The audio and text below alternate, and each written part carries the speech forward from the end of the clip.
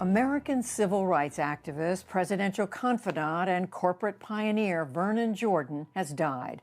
A family statement said he passed on Monday night in Washington. For decades, Vernon Jordan was a leading advocate for Black Americans and a mentor to those who came after him. Good morning, Rankin Chapel. Good morning. April 2017, Vernon Jordan speaks at Howard University, reflecting on a life that took him from civil rights lawyer to corporate America to presidential confidant. It is tempting to believe that our problems are particular and that our situation is unprecedented. I've come to say to you this morning, we have been here before. But our journey also teaches us that endurance is not enough.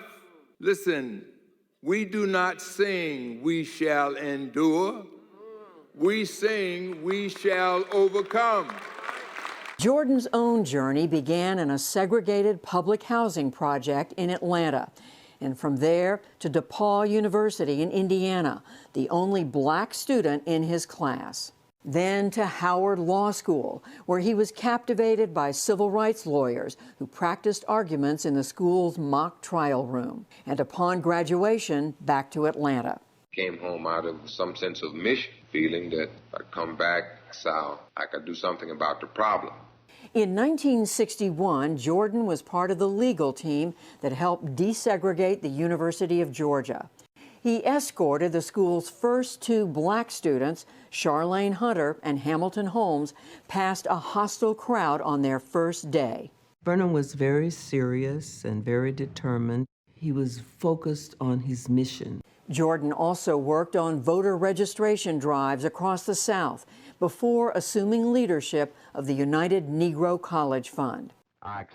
In 1971, he moved to the National Urban League, where he served as president for 10 years. Democracy, justice, and equality are not reserved for white folks only.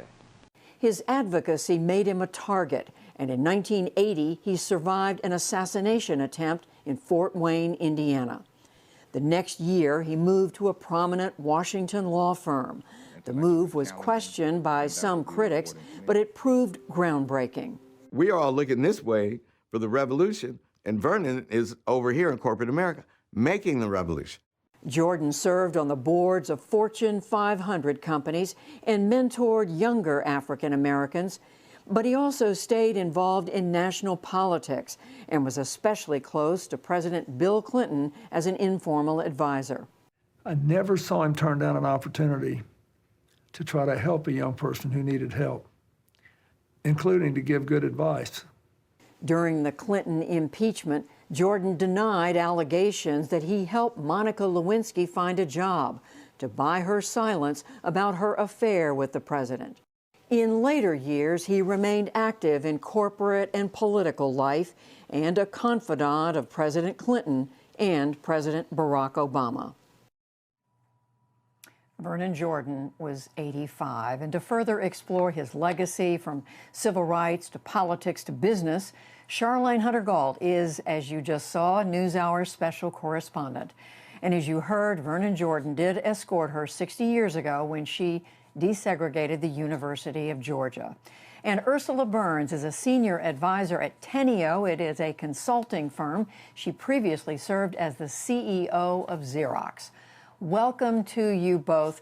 Charlayne Hunter-Gault, you have known Vernon Jordan for so many decades. You both made history together. Give us a glimpse of him when you first met him.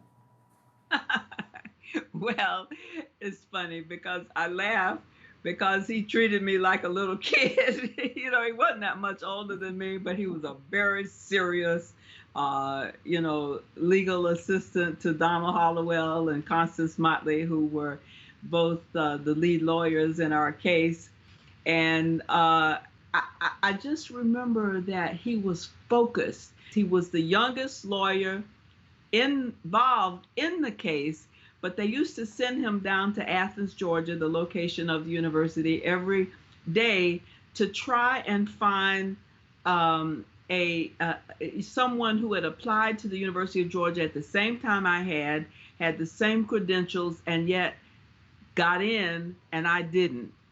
And he and a bunch of assistants went through thousands of documents, and he finally was the one who found the critical document. He did make the transition. Of course, he went on to be very involved in voting rights and the civil rights movement, and then he made the transition to the private sector. He had a presence about him that it could make him basically fit in any setting. How do you explain that? He was so comfortable in who he was. He was so consistent, so confident, so just comfortable in his own skin, in his own space, that he literally floated into places, and he presented Vernon Jordan, and it was always the same. You in a suit, in slacks and a little polo shirt, literally he was always the same. He was this guy, like a big oak tree, who just put himself around you.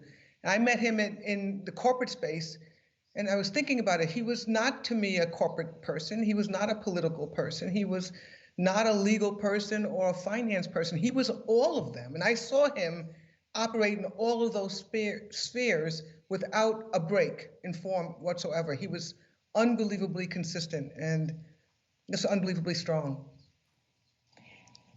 And he was seen, Charlayne, in the Black community as somebody who enormously successful, had done what he had done, as we mentioned, for voting rights, for civil rights, and stood out as a symbol. Well, I would encourage people to read his book, Vernon Can Read, because he goes into great detail about how he developed that armor.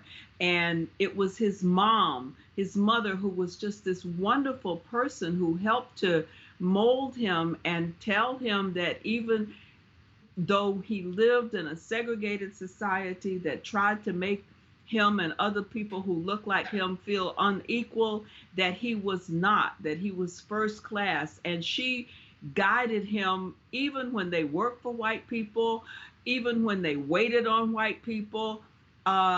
She insisted that he was somebody, and she taught him that you stand on the shoulders of giants. And it was those lessons that he passed along, that Ursula just talked about, to the younger generation and those he worked with. You stand on the shoulders of giants, and you can become a giant if you believe in yourself. Pick up on what Charlayne said, Ursula, if you would, as a mentor to so many.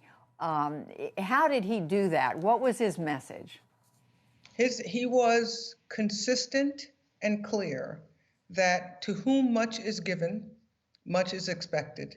And he guided my life. Literally, every important moment in my life, my daughter's birth, important moments in my career, my husband's illness, my husband's eventual death, my promotions, appointment to boards, every single thing in my life from the time that I met him Vernon was there. Every important moment. And one of the things I was thinking about is, how do you do that? How do you be so complete a friend? The way that you do it is that you are present. He was present. He was serious about friendship. He was serious about providing me and people like me shoulders to stand on. He was serious about having the expectation that I do the same thing. My life, outside of my mother and my husband, this is the most important person in my life. And he did it so gracefully and so seamlessly that, I keep wondering, how do you do this? How do you do this so well, so easily? And I try my best to kind of emulate him, because he is the perfect example of a friend. He did it by faith. That's how he did everything that Ursula just described. And that's how I am keeping my sadness and my sorrow in check. Because, I think that I have heard him preach enough from various pulpits on various occasions about the great camp meeting in the promised land. And I really do believe that He is a happy camper in the great camp meeting. And Ursula, just finally, if there was a legacy, what was the legacy? Total and complete giving of oneself to other people, literally without hesitation. If he grabbed onto you, and he did it to a lot of people, you were his. You were his, and he took care of you. He gave you assurance to keep pushing forward. And as Charlayne said, he believed that there was better to come. He was probably the best friend I've ever had in my life. He's just so amazing. I'll miss him. He was a friend to so many people. Wonderful human being. Ursula Burns, Charlayne Hunter-Gault, thank you so much. Thank you.